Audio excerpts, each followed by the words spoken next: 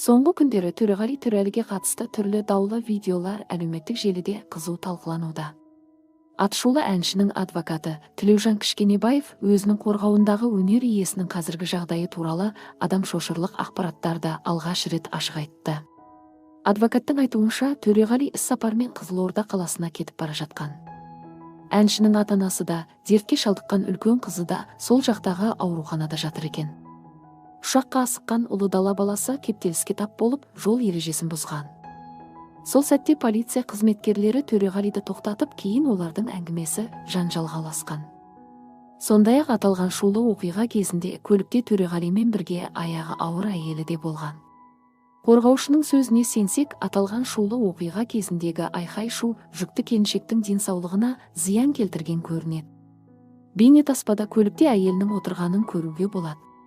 Оның әйелі 2 қабат, яғни аяғы ауыр. Полиция қызметкерлері Төреғалиды көліктен шығарғысы келетін болса, заң бойынша оны көліктен түсіріп, кейін кіру керек еді. Ал олар оның әйелінің үстіне мініп таптап отырып Төреғалиды итеріп жатыр. Ол полицияның тарапынан үлкен өрескел қылық. Қазір соның салдарынан іштегі баласының түсіп қалу қаупі төніп, жағдайы нашарлап жатыр. Жедел жәрдем шақырып, еміңді ал дедік. Өйткені балаға қауіп төніп тұр. Әйелінің айғайлап жылағанын да естуге болады. Ол деген масқара ғой, дейді Тілеужан Кішкенебаев. Сондай-ақ адвокат Төреғалидің құқықтары бұзылғанын да хабарлады. Бүкіл хаттамалар орыс тілінде толтырылған. Заң бойынша әкімшілік құқық бұзушының өзіне қай тіл ыңғайлы, өзінің жауап бере алатындай тілімен толтырылуы керек болған.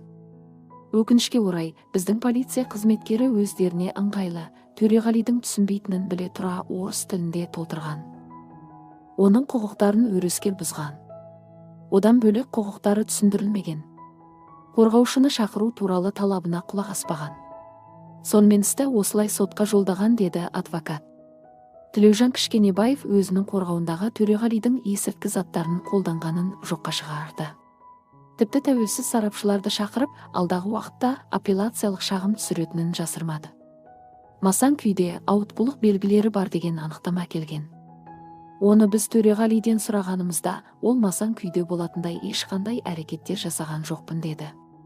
Мұның бәрі жалған, деді.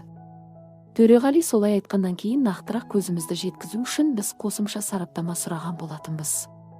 Сараптама қорытындысы 3 күн, деді.